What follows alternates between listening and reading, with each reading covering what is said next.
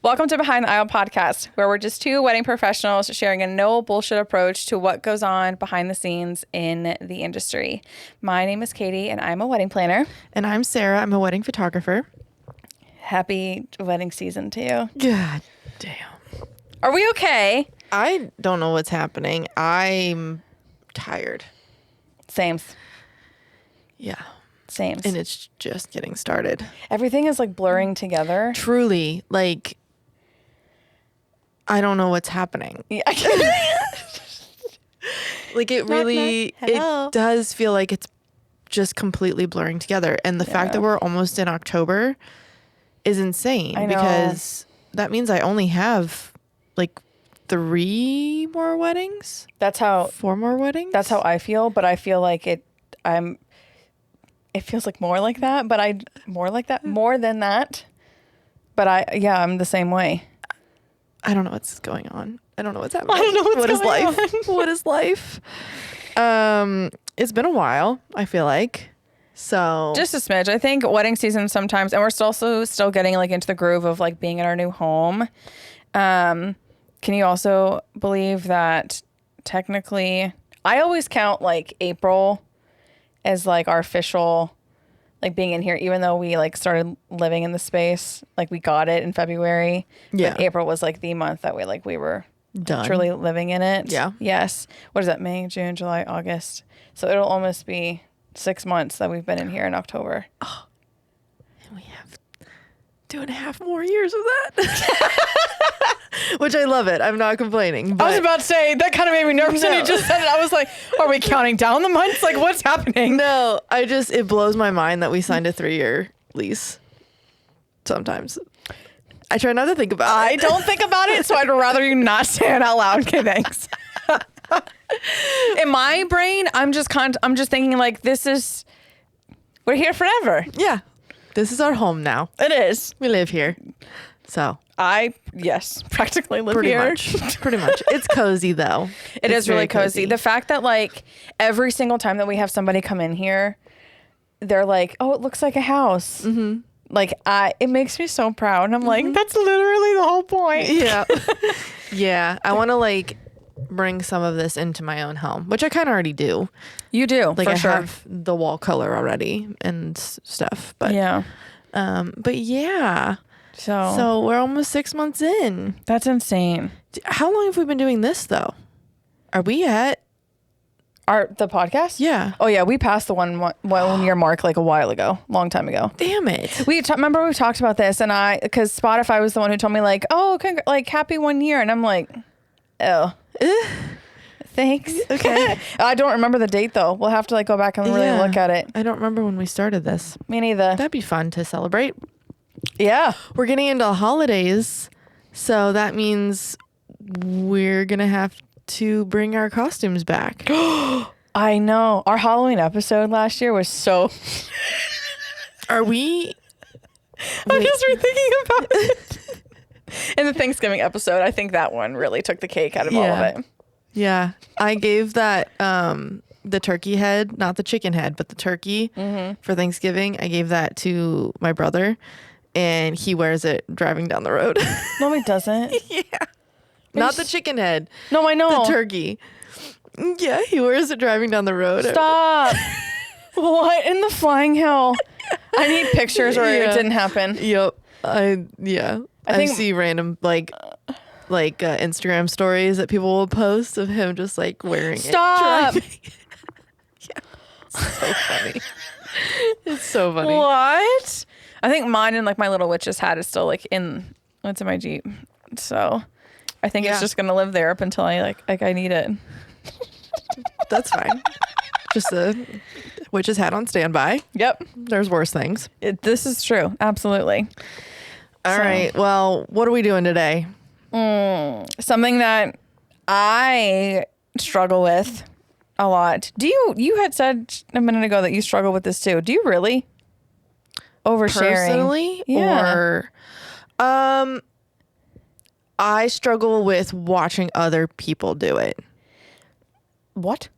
With watching other people. Well, we're talking about oversharing, first of all. Yeah. The difference between being authentic and oversharing, right? Yeah. But you have trouble watching it? I don't like watching other people overshare.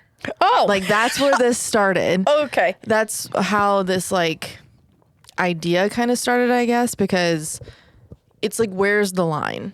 And then you kind of see people cross that line and then utilize it in a way that you probably shouldn't utilize your quote unquote authenticity versus your, now we're just oversharing. Yes.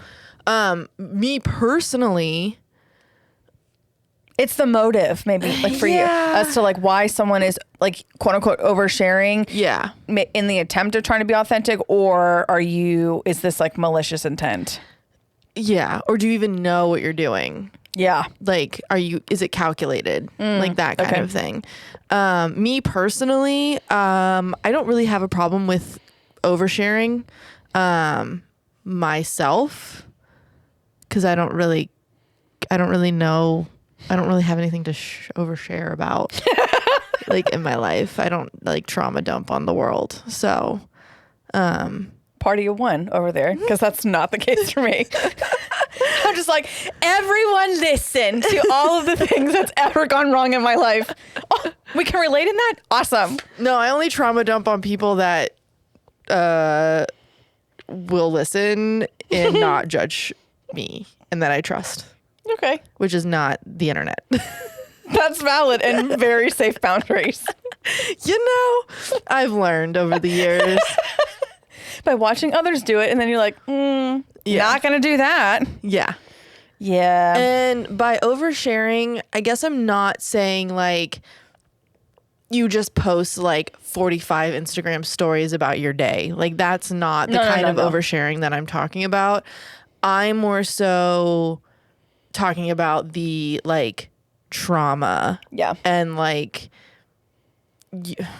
and or lack thereof. I don't know. Maybe people just want to talk about like weird, gross stuff on the internet that's like not necessary, which happens quite a bit on social media. Sometimes you run down that TikTok rabbit hole. But yeah, so do you want to give like your examples? So this, again, like I mentioned before, I struggle with this only in the sense that I know why I struggle with it. And I'm trying to like rein it back in. The only reason why that sometimes I will overshare, it is in the attempt of trying to be relatable, and friendly, I guess. Yeah. Like but then the problem that I have though is sometimes, in this, it comes back and bites me in the butt, is when I overshare, it then creates potential like blurring of the boundaries, especially like when I'm specifically talking about like with clients then. And because like in the back of my head, I'm like, okay, I want them to see me as someone that they can come to and they can like be open about like whatever's going on in their wedding plans and yada, yada, all that kind of stuff. But then sometimes I've had clients then where it just gets blurry. And then maybe like deadlines are missed on their part because they're like, well, you know, Katie's like this. It's we're friends. Weird. Yeah. Whereas yes, we can be friendly, and we can become friends after your wedding. Because also I still want you to see me as a professional, and like when I give you like homework to do, or like when I am like explaining things to you or giving you advisement, I want you to take it seriously. But if I feel like it's my responsibility as a planner to set the tone for that. Yeah. And so that is where I find myself that sometimes I do gray that area a whole lot. Yeah. And then it does come and bite me back in the butt, and I'm trying to then circle back around to it, or trying to reestablish boundaries, and sometimes it's just that doesn't end up happening at all. Yeah. And then that's where the issue falls. I think it's a little bit harder too when you're dealing with money. Yeah. Like, I feel like the lines can get blurred to a point where it can like be super detrimental on like if you're dealing with money now that we are quote unquote friends. Now you're asking for, you have to deal with a lot of money that comes from these people. thousands and thousands of dollars. Right. So now, like you said, we're missing deadlines, but it's okay because, you know, we're friends now. So she'll understand. I can push my limits a little bit more. Yep. Whereas now you're also dealing with 30 other vendors that need said money. And because your relationship is now blurred, it's hindering the relationships that you have created with these vendors because they don't understand what you're doing with your clients. Exactly. So yeah, that's definitely one way that oversharing can kind of bite you in the ass a little bit. Yeah. Because you want like clients to see like in a professional light, but like, yes, in a friendly professional light. And I think that's just something that I'm constantly like trying to learn and grow from of like, okay, what is acceptable? And also I'll be honest, not every like couple then actually takes to the over friendliness maybe really well. Yeah. Some people are like, whoa. Yeah. And they won't like feed into it necessarily. Where I have other like couples where they're just, we're just sometimes like on phone calls we're like shooting the shit and I'm like, oh wait a minute, we're 45 minutes in and there's haven't like talked about anything. Right. It was intentional as to like what our call is supposed to be about and things like that too. So, and then from outside of like a couple, like just business wise in general with other peers, I find myself, I overshare a whole lot. One, I'm a shitty storyteller. If y'all have ever been around me, Sarah obviously can attest to this. I suck at sharing stories. I think that is just I don't know why, but I feel like that's just an overall like, and I'm not being gendered. I'm just saying, I think it's an overall like female thing. Is it? I don't know because I find myself doing the same thing where I feel like you can cut right to the chase. I feel like, yes, that I have to give every single effing detail in order for me to like. Oh. Well, then it's learned because I used to be really bad. Really? Like and Chad will be like, get to the point. This doesn't matter. Like, let's move on. You're stuck on one thing. My mom's really bad at that too. So she'll like get stuck on one thing. And then I'm like, all right, speed it up. Let's go. And so I feel like it's kind of like a learned thing where I try to just get to it. But I do feel like I drone on about things that are like, oh, okay, well, that's nice. No, it's usually I'm the one where I'm like, I really would love to tell a story, but and I'm fighting. God, if anyone could like literally like go into my brain and like watch what happens when I'm having a conversation with someone, that is entertaining. It's a battle. Yes. Fighting for your life. Literally, because I'm like, no, bitch, you don't need to tell like this background context that has nothing to do with it like at all. It's really okay. They don't need to know like the background. You just tell the story of like what happened to you at the grocery store and not like, why did you want to go to the grocery? Just say you're at the grocery store, not because you went to the grocery store because you need to get ingredients because you're making muffins or something. Like that's, I just have an issue. We need context. Sometimes. Some people are like, no, I don't. What happened at the grocery store? I don't care why you were there. So. Yeah. So my biggest thing, like obviously on my website, I just like harp on authenticity. Like that I think is the make or break of a business is your genuine like authenticity in being who you are, providing a service that you believe in, and coming from a place of just being an authentic human. Right.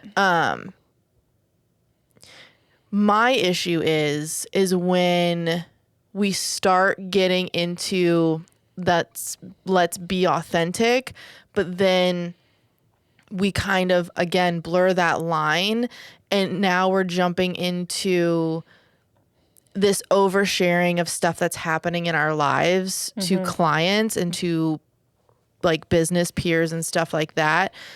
And I'm trying to be very specific about how I word this. And then it turns into something that gets a monetary outcome. Yeah. That's the biggest thing I have. The biggest issue I have with this industry in particular is people see that as being authentic when people start sharing about major trauma that's happened in their lives, trying to connect with people. But then it happens a lot when we come in contact with educators. they're like grasping at this chance to be like, I understand what you're going through. Like, I am a mom, or I am a daughter, or whatever it is that has happened in this specific thing. And they see that it relates to people, and people give them money for it. Yeah. Like, and it just turns into this whole big thing where we are now basing our careers off of it. We are now talking about it at conferences. It's our entire personality at this point. And that, I think, is one of the biggest issues, because obviously, like we've said before, we are not a regulated industry, so we can talk about anything and use anything to our advantage. Yeah. And at what point is it icky? Like, it's okay. Like, if you need help and are struggling and you do need money or whatever it is, and you're reaching out to certain people, then okay, that's fine. But where's the line? Yeah.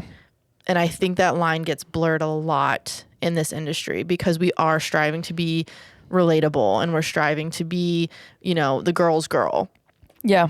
And it just doesn't always come across. I've noticed. I don't know if you've noticed on your end. It happens a lot with photographers for some reason. I don't know if it's in the same planner.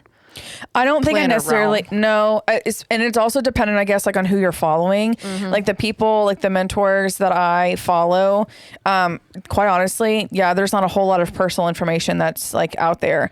I think what bothers me is potentially that sometimes like I will see is if someone like on social media is being inconsistent with like their posting and all that kind of stuff, but then all of a sudden you just see them pop up and it's because some traumatic event has happened. And then using that traumatic event, I might push buttons here or push like fingers in wounds or whatever, salt and whatever the phrase is, or using a traumatic event as an excuse to not follow through on what you have been contracted to do, and you're milking it. Yeah. There is a difference. There is a big difference, because now I feel like I have to like go down this whole hill of like disclaiming and everything else. If something traumatic has happened to you and that you have to obviously address it, then I feel as if you should not be going to social media first. You need to be addressing it one-on-one with clients first, and then an overall whatchamacallits, like then TLDR kind of thing. Yeah. Then you can share like on social media, and whatnot on top of that. So for example, when my cousin had died 2 years ago, before I even went and posted it on like my socials, the funeral ended up being on a wedding that I was supposed to be executing. And it was very sudden. It was 2 weeks before the wedding happened. And I immediately, like as soon as I found out like when the funeral was, I immediately went to that bride. And it was a difficult, obviously, conversation because 2 weeks before her wedding, like holy crap. But even before then, I went and I told the vendors first, actually even before she did. I obviously went to my team. We set up everything so that when I came to her and I said, this is the unfortunate thing of what happened, I'm no longer going to be able to like execute. However, here are all the things that I've already done to make sure that everyone's been informed. You've got a lineup happening. So obviously she was very, very sympathetic of what happened, but I'm sure in the back of her head though, of course, she was kind of like, oh, sure, what's going to happen with my wedding? But she's already been told. Then that's when I went to social media and then went, and there was not really any other like couples that were going to be impacted by this, by any means. I did, if there were like meetings that were coming up like within that next week or whatever, my team was very sweet and that they reached out to those couples on my behalf and said, hey, this is what's happened. We're going to reschedule. That's another great thing about having a team. But even if you don't have a team, which you don't need to have one. But just then being able to, even within like the traumatic event of what's going on, just reaching out one-on-one to clients first and like personal vendors. If, you need to get a hold of someone, then posting it on social media. What drives me absolutely crazy though, is then when people use that traumatic event and they just continue to use it as a means of an excuse to not fulfill contractual obligations. without already having a plan in place and without already speaking to those that they've been in contracts or they have contracts with. Does that make sense? And then all of a sudden it's just, I don't know. I think it's a very difficult thing to navigate. Everyone, handles with a traumatic event a lot differently. For me personally, I have had a lot of trauma in my life. And so again, we work through this in therapy. Bad things happening in my life. This is going to sound really shitty. I'm just used to it by now. I've just had a lot of things bad happen to like me personally, or like just my family in general. We've had a lot of death in my 33 years of living on this planet. So whereas in comparison to maybe somebody else who doesn't have a whole lot of experience with that, or just with other like traumatic events, they are going to handle it a lot differently than how I'm going to handle it. Sure. But at the end of the day though, I just don't, this is the problem that I have then with oversharing, and that people using social media as a platform for therapy. That is not it. That's not where you need to be going at all. Now, some big influencers though, because I've seen this happen like on TikTok, and then all of a sudden you get the apology video a week later. And it's like, yeah, I came on here. I was in distress. I was going through trauma. And I just wanted to come on here because I'm connecting with like you guys. That's bullshit. I'm going to call straight out bullshit. There is no way that 5.3 million people that follow you on your TikTok or whatever, like you can't be that naive and thinking that like all 5.3 million people care about you. Right. First of all, half of those are probably fucking bots. Second of all, at the same time though, like you have to be able, like you cannot come to the internet expecting that you are going to be given ultimate like support. And like, I just don't think that's appropriate. I mean, I've seen it, millions of times where somebody goes through something and doesn't know how to handle it. So they automatically jump. It happens a lot with the older generation too, is like they just put shit on their Facebook statuses and all that stuff all the time. And you're like, nobody really needs to know about this, Aunt Judy, but come on now. But still, I think a lot of people at our age too run to the internet because they don't know how to handle things and they're looking for support from people. But then it, again, blurs a line between the oversharing and authenticity. They're like, I want to be authentic so badly, so I'm just gonna dump everything. And it's like, whoa, buddy, hold on a second. Now all of a sudden we are sharing our entire lives on the internet to potential paying people. Like I think that's where when money is exchanged, I think that's where it gets gross, because a lot of people will utilize that too. To gain sympathy. It's like gaining sympathy votes on stuff. I mean, shit. Look at when I say the name Anna Delvey, you know who I'm talking about. Prime fucking example. Absolutely. Homegirl knew what she was doing. She created herself a sob story, a totally fake persona, and then literally scam people out of their money because she knew the emotional buttons to press. No, that's just manipulative. Right. But I'm just, and that's a very dramatic example, but there are smaller stories then in that case.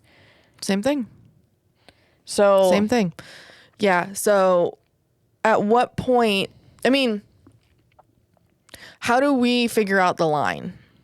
Like, is it person by person? Is it sometimes, I'll be honest, I go on people's TikToks. Like there's this one girl that I have been following since, I don't know, 2020, might have been even earlier than that. And she was living out of her car on TikTok. She was living out of her car, and I've been following her since then. And homegirl overshares like crazy. I mean, we understood her entire life for the most part.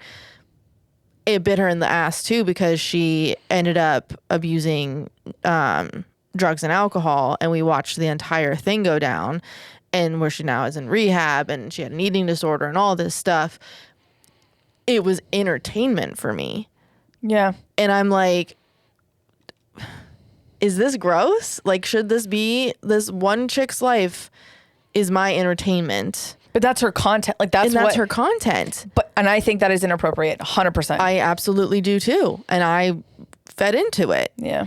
And I mean, now I don't think it caught up with her eventually to where she was like, you end up running into all the people who don't agree with what you're doing. And now you're getting backlash and hate comments and death threats and all this. I just threw water. Death threats and all this. I mean, that's extreme, but still, like, I watched her go through it.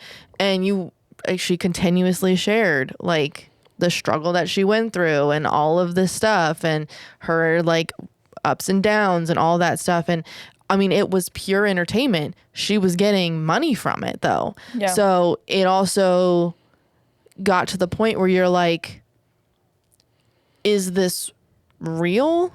Or are you using this as an excuse to make content? Like, again, lines are blurred. We don't know what's real, what's not real, what she's going through, unless you're actually friends with her. Right. So... yeah, it's just a really sticky situation. Like, how I think of it is the internet is not your friend. Point blank. No. Even with, like, your personal account. Mm-hmm. So I have a personal and then I have the business account or whatever. It's my little escape when I go to, like, because we've talked about this before. I have sometimes a comparison issue. So when I'm tired of seeing other like wedding related content, go over to my personal, and there's everything about like cats and Jesus and Jeep life now. That's also on my algorithm. I have a segue. Go ahead. Keep going. Even though like with my personal account too, like I'm not using the internet. I don't think anyone should be using the internet as like it's your bestie, in my opinion. Mm-hmm. I think it really grinds my gears. And it's a weird, what's the word I'm looking for? Hot take, I guess, is that like these big influencers are like, oh, like this happened to me. And the first thing that I thought of is coming on here to share it with you guys. What? Do you have friends? Family? I hope that is not the case, really. Yeah. Either one, if that really is the case, we need to rethink about priorities.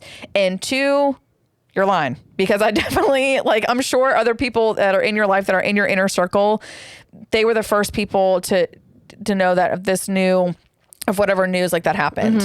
Mm-hmm. But I mean, it's like you see the people who are like, happen to be recording when they're like crying on the floor or like absolutely not in the middle of a mental breakdown and stuff like that. And it's like, homie, I know. Could never, as someone who suffers from anxiety, and I know what a panic attack like feels like, or an anxiety attack like feels like, my first go-to is not, wait a minute, let me set my camera up and press record.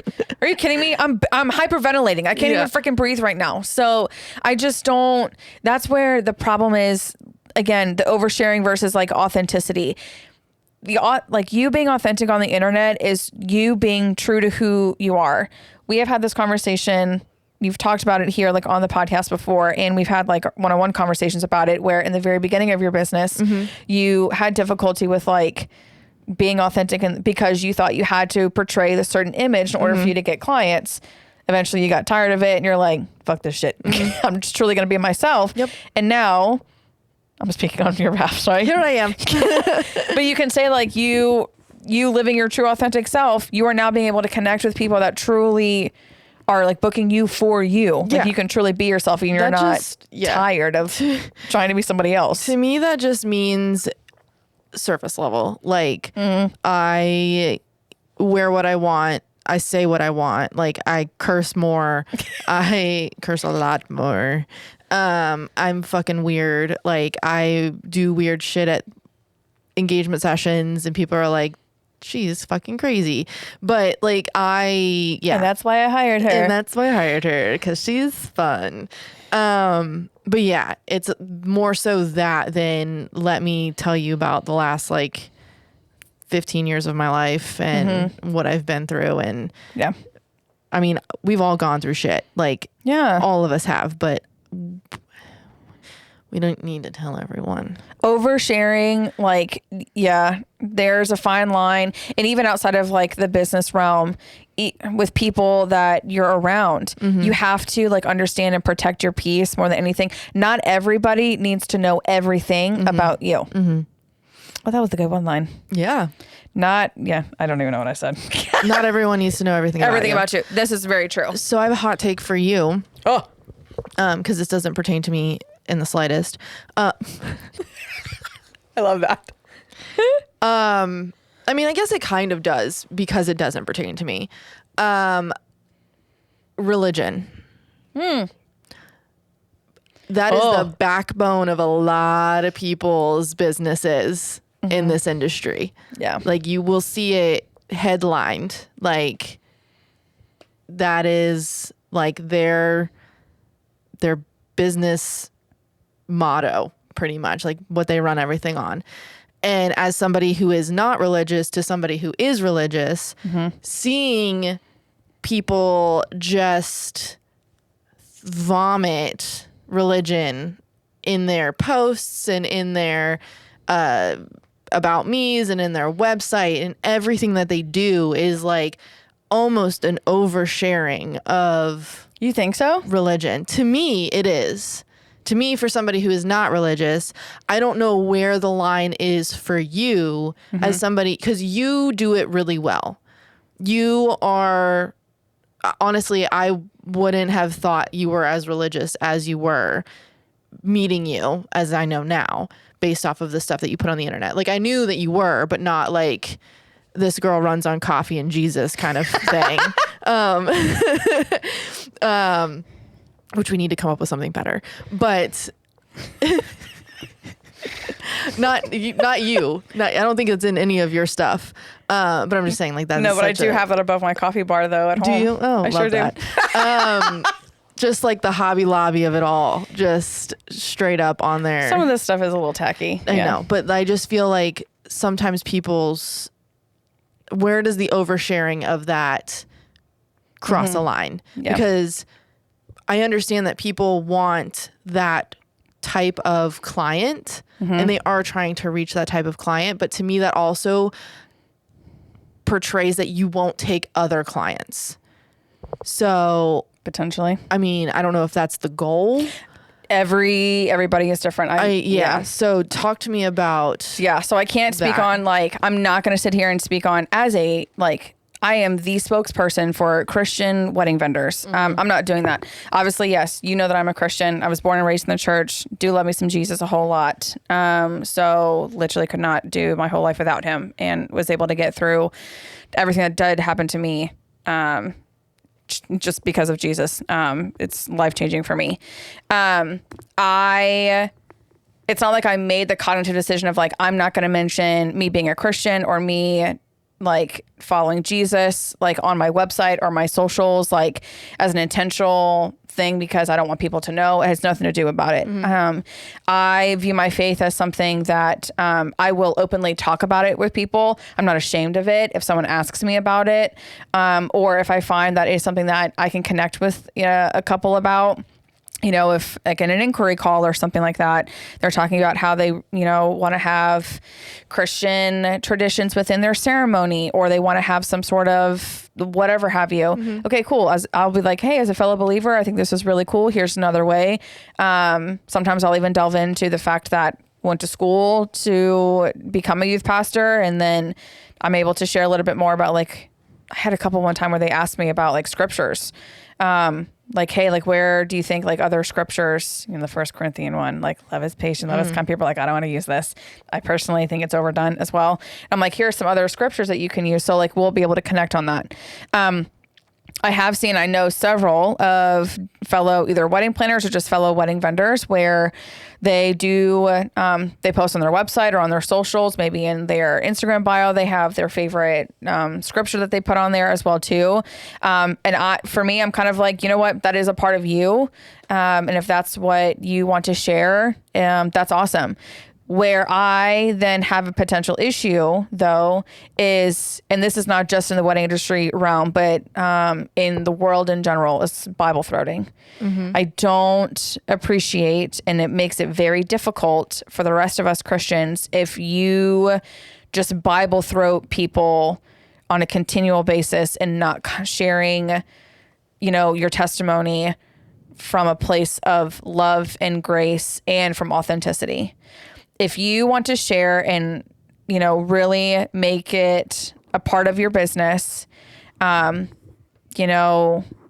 put all over your website and all over your Instagram socials, all that kind of stuff, that you are a Jesus believer, you are a Muslim, you are a Jew, it doesn't matter, literally anything, that is fine.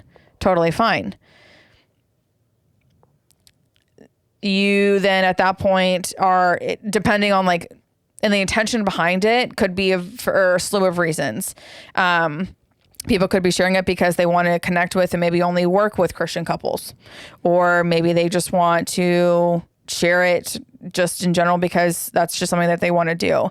As long as it's coming from a really great and intentional place, to me, I think go for it, all for it. And then if someone who is not wanting a super religious, vendor, then at that point, then they won't book them. That's just my honest opinion. It's really about the intentionality behind it. As long as it's being done gracefully, and well, then that's the best part about it. I think that's the best way to go about it, is what I meant to say. So, there's just too much division in the world. And as long as someone is not using their religion of any sort from across the board, not just Christianity, but they're not using their religion as means of an excuse to be hateful, then by all means, do whatever you want. And is there ever a line that it crosses for you, though, versus for the soul oversharing aspect of it? Yeah. Yes. At what point is it performative, or you have to read the room, right. Meaning if I know so currently I know I have clients that they've been non-Christians, and not atheists or agnostic or any of that type of thing. I've done Jewish wedding ceremonies. I've done Muslim. I've, everything from across the board. So I'm going to read the room, and on our planning calls, I'm not going to be like, so this is what I learned in my devotional this morning. Right. Jesus told me to tell you that he loves you. No. If that door has been not opened, unheard of. It isn't, unfortunately. It isn't unheard of. I think there's just certain ways it's strategic. I feel like that probably has a negative connotation. The only thing I can keep thinking of is just reading the room. If someone asks me, and I've literally had couples who maybe their parents really wanted them to get married in the Catholic Church. That just happened a lot. And then they're disappointed that they're not, that they're getting married out in the middle of the field or somewhere. But they want to have certain maybe Christian traditions. If sometimes I've had couples ask me, they're like, hey, do you know, by chance? And I'm like, actually, I am a believer myself. Here are some different Christian traditions that you could potentially do if you want to appease mom and dad or whatever have you. And they're thankful for it. But again, I have been asked now, right, in that sense of opening that door. So what about more so internet based? What do you mean? Social media, website, all of it is just, are you totally fine if people are completely basing their entire business around their religion? That's what you want to do. That's what you want to do. All right. It's the same thing with if someone is out here, I don't know, their entire business is based off of cats. Yeah. I mean, I'll hire you. I get that. I guess because I'm not in any kind of faith, that to me, it reads as performative. To me, I see it and I'm like, okay, we get it.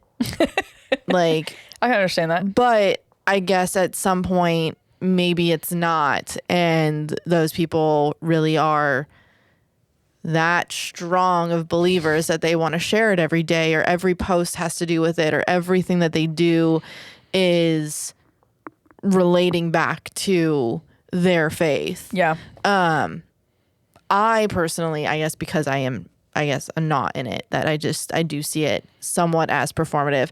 And it's more so, I guess, if you know the people too, you can kind of tell. I can understand where you're coming from if you have come across or if you have known people who have done this. Like, I've been to conferences. Yes, where I know. It's... Yeah. It is what it is. That like, is... we are praying over everyone, and you're like, gonna I'm like, get me out to a soapbox that like this episode is going to become 3 hours long. I will literally call out like fellow believers when I see like inauthentic ways of them using Jesus. Drives me nuts. Absolutely drives me nuts. Don't do that. Don't do that. Don't use... Oh, I might get emotional because it fires me up really, really bad. Because like as a Christian who, of course, I want everyone to come to Jesus and I want them to know Jesus. Like it literally would make my heart sing in like so many different ways.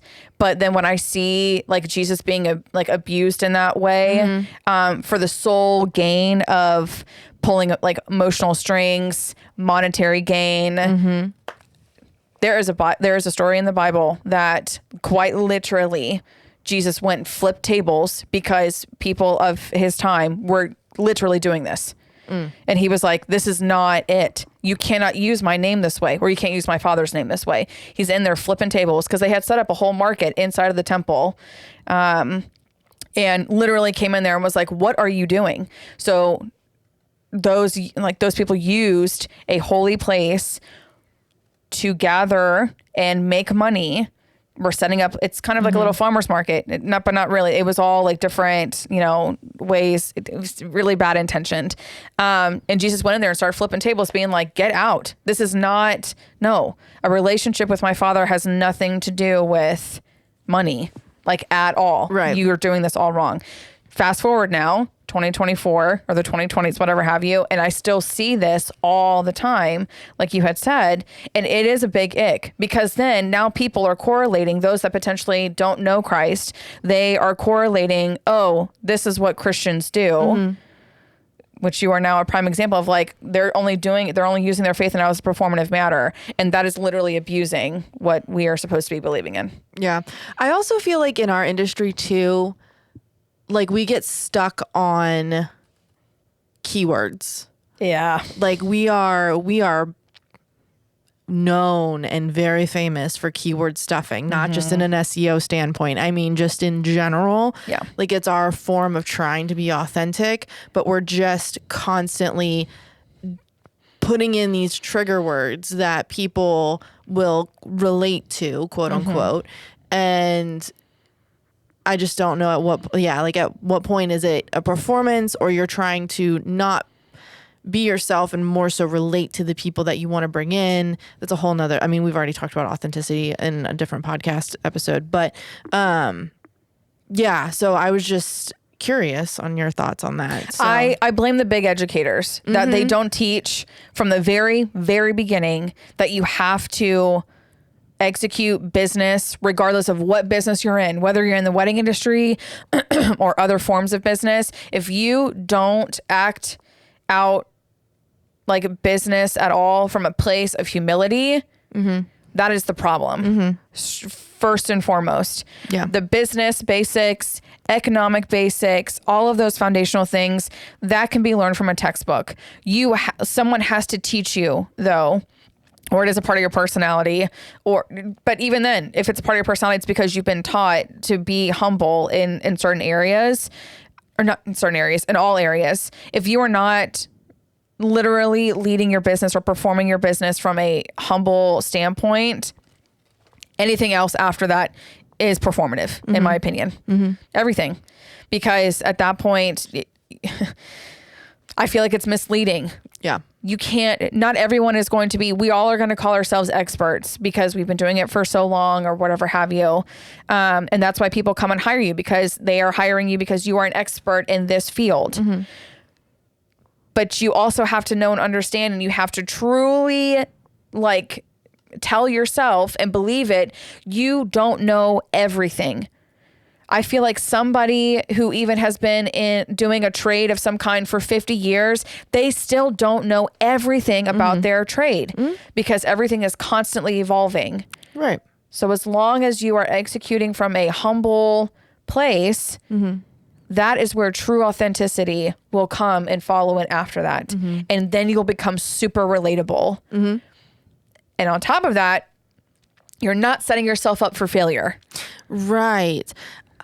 I think even more so, that's another good segue, is oversharing in general.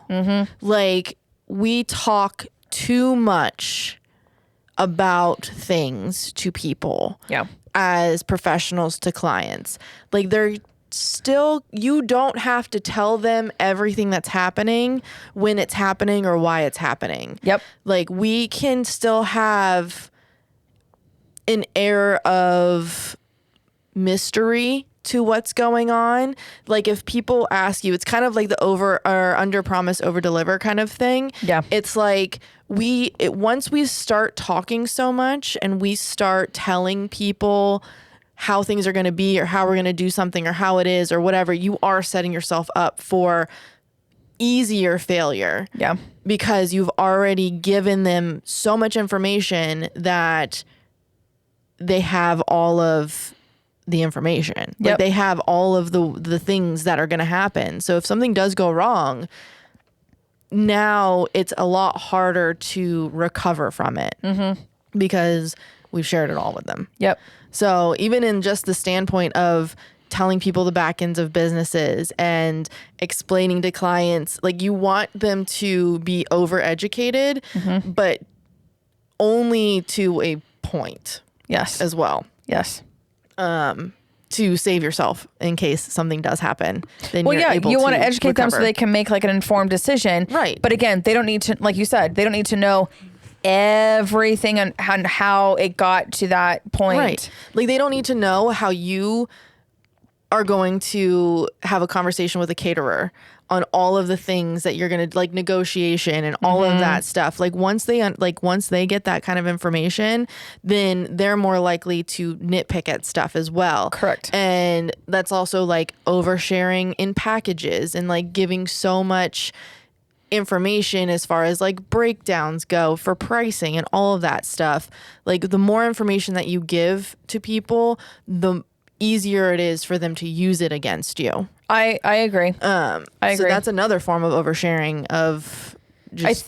I think I do want to disclaim, like, when you were talking about, like, in the whole sense of, like, monetary wise, that is something that I feel like everyone has to learn in their own way. There's not like a right way or wrong way necessarily to go about it, in the sense of, like...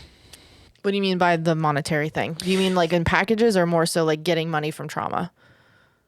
That was another monetary thing that we talked about. Oh, no. Not the whole, the monetary about from trauma or whatever. That's big ick. No. Yeah. I'm just talking about, the whole disclaimer of like for me as like a planner.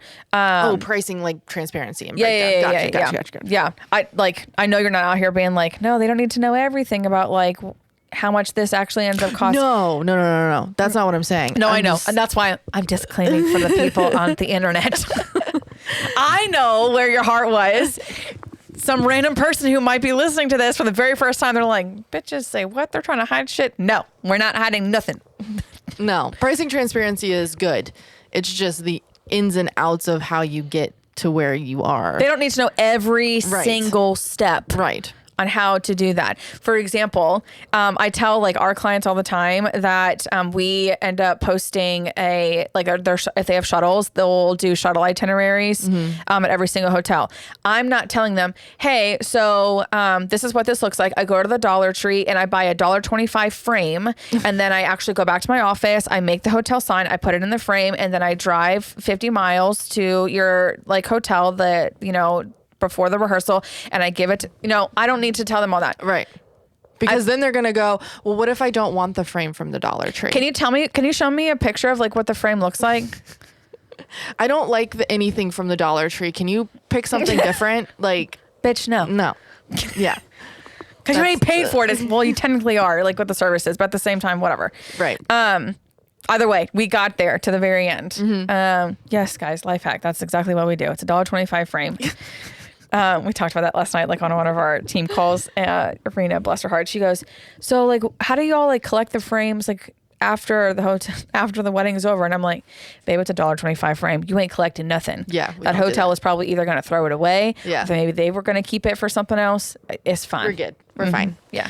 So I think that's a good place to wrap it up because I feel like we're just going to beat a dead horse here at this point. Yeah. TLDR. Be authentic, but don't tell everyone everything. Correct. The internet is not your friend. No. You can share great things. You can share sad things too, but you just have to be mindful. There we go. Yeah. Just be mindful about what you're sharing on the internet, essentially. Intentional. Read the room. So. Yeah. And do not use trauma for money.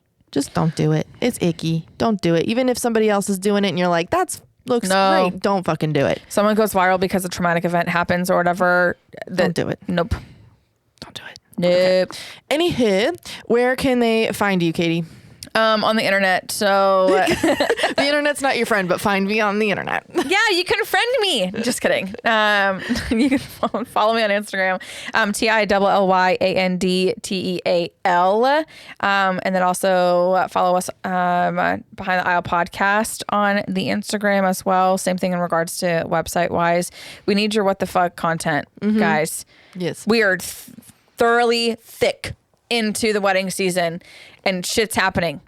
We know it is. For real. Don't act like we don't know. For real. Where Tell are you us. on the internet? Oh, I'm Serendipity Photography. Serendipity Photography. I always get my website and my Instagram mixed up. Serendipity Photography on the Instagram. SARANDIPITY. Like your name. Like my name. Okay. Thanks. Love you. See you on the next one. Bye. Goodbye.